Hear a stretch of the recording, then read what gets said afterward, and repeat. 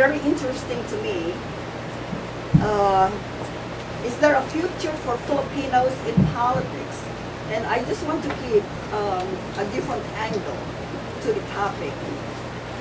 In the light of the recent corruption scandal in Hudson County, and feeling disillusioned about the political game, it is really very hard for me to speak about politics tonight. But don't worry, the moment I start, I forget about the disillusionment. Being a former political columnist under a pseudonym in a Filipino newspaper, whom I don't want to mention the name, I really love to talk about politics, and I can even talk about politics in my sleep. I got involved with politics by chance some 20 years ago, and my first experience, can you hear me there? Yes. Hardly? No. Loud and clear. Hardly? Loud and clear. System po. Loud? Kasi kayo malapit eh. Siya hindi masyadong. I can hear you well. You okay? Yes. Maybe you can sit up front. Some 20 years ago, and my first experience was baptism by fire. In the game of politics, the onion skin will perish, and only the thick-skinned will persevere. It is a game where not only corruption abounds, but also backstabbing, where friends become enemies, and even families become divided. In the Filipino community, disunity is the fatal syndrome that makes us fail. Hudson County, and in particular, Jersey City, has the largest concentration of Filipinos in the state of New Jersey. Jersey City is the second largest city in the state of New Jersey, and probably with the U.S. Census 2010 will become the largest city in the state.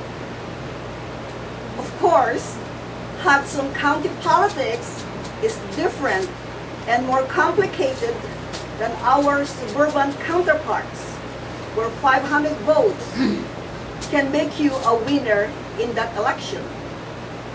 With the large number of Filipinos in Jersey City, the hope is big for winning an elective position. When one gets involved in politics, either you become obsessed with it or you get disillusioned.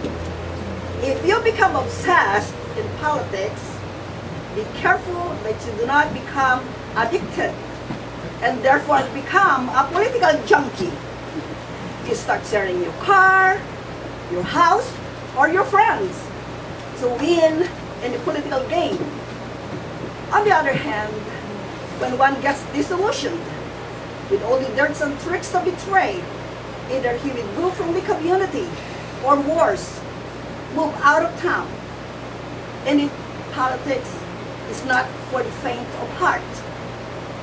Now, after hearing all those discouraging words, why do us Filipinos still want to be involved in politics? Government participation? Getting a slice of the pie? All of these do not come without a price. There are sacrifices involved. First, it involves a lot of hard work. And for those who had already a taste of politics, you all know it is a lot of hard work. Going to politics is like going to war. You must be prepared and fully equipped. This is the war zone. One should not go into the war without months and years of training and preparation. If we must win the next battle, we must start planting the seeds and strategizing now. No time should be wasted. Every minute and every day counts. There are many opportunities that we should be looking into, whether local, county, state, or federal. But the training must start now. I am amazed at some people who wants to run for an elective position but have not even attended a council meeting or a freeholder meeting or some sort of that kind. First and foremost, learn the form of government in the town or city you would like to run. Be involved in the community. Start networking not only with Filipinos but with other ethnicities.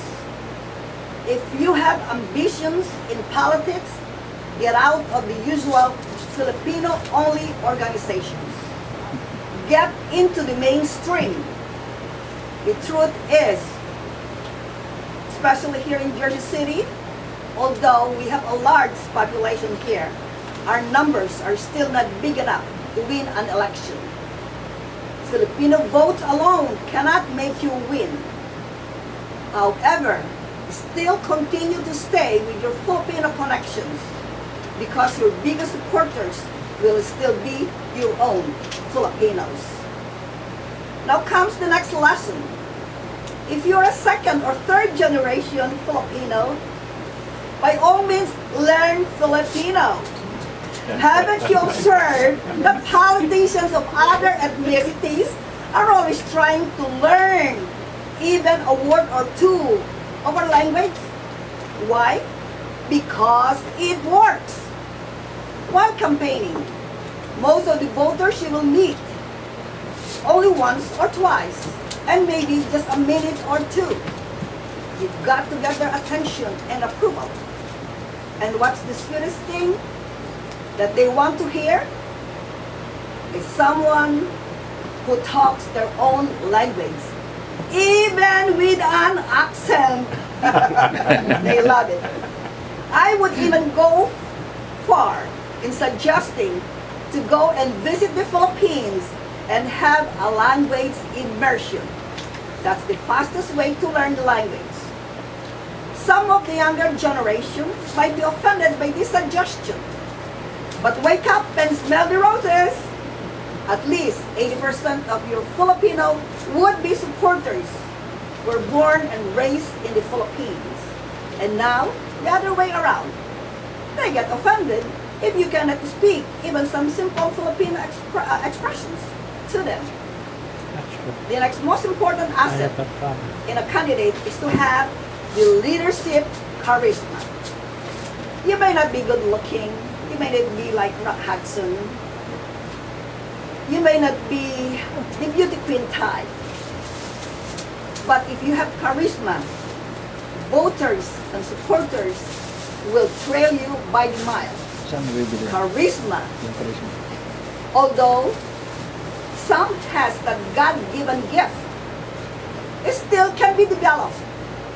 Smile, and smile often. As a public servant, people can sense who is sincere and who is only after his or her own agenda.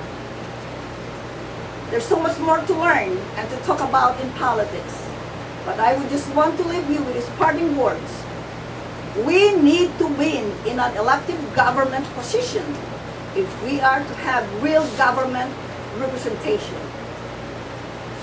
Winning is the name of the game, and winning is everything.